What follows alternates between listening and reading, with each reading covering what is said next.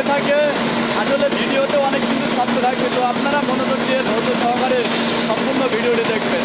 আসলে যাদের ভুল ধারণা যে আমাদের এখানে চাউলে আসলে অনেক কিছুর পানি দেওয়া হয়, হ্যান দেওয়া হয়, ত্যান দেওয়া হয়, এগুলো কিন্তু সম্পূর্ণ একটি ভুয়া প্রসেস, ভুয়া কথা। তো সম্মানিত ভিউয়ার্স, দেখতে পাচ্ছেন এটা হলো আমার প্রতিষ্ঠানের সামনের সাইড, অনেক ভালো একটা দৃশ্য। তো আমরা চলে আসলাম লেবারের এই সাইডে, যেখান থেকে ধান শুরুতেই প্রসেসিং করা হয় আর কি। তো দেখতে পাচ্ছেন এইখানে লেবার মামারা ধানটি ঢালতেছে এবং ওই সামনের ওই এলিভেটার দ্বারা সামনের মেশিনে চলে যাচ্ছে।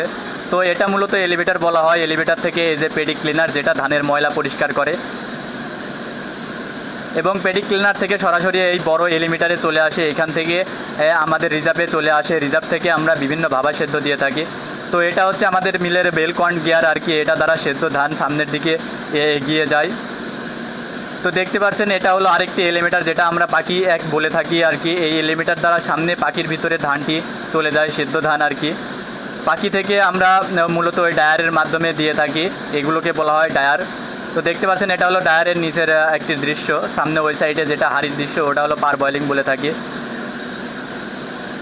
তো আমাদের ডায়ারের কিন্তু এই পাশের ভিউটা অনেক সুন্দর। আসলে একটু ধুলা, কারণ ধান যেখানে ধুলা সেখানে থাকবেই।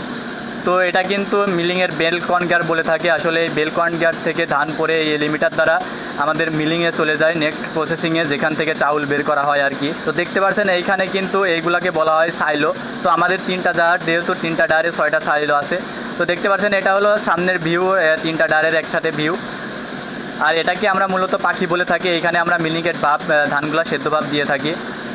তো ভিউয়ার্স, দেখতে পাচ্ছেন এইগুলো আমরা পার বয়েলিংয়ের সাইড, এবং আমরা এখানে ধানগুলা সেদ্ধ ভাব দিয়ে থাকি। যারা অটো রাইস মিলের কাজ আসলে কেউ জানেন না, বুঝেন না, তো তাদের জন্য এই ভিডিওটি ভালো লাগলে অবশ্যই একটি লাইক দিবেন, অবশ্যই শেয়ার করে দিবেন। ভালো লাগে অবশ্যই কমেন্ট বক্সে জানিয়ে যাবেন এবং পাশে থাকবেন সবসময়। ধন্যবাদ।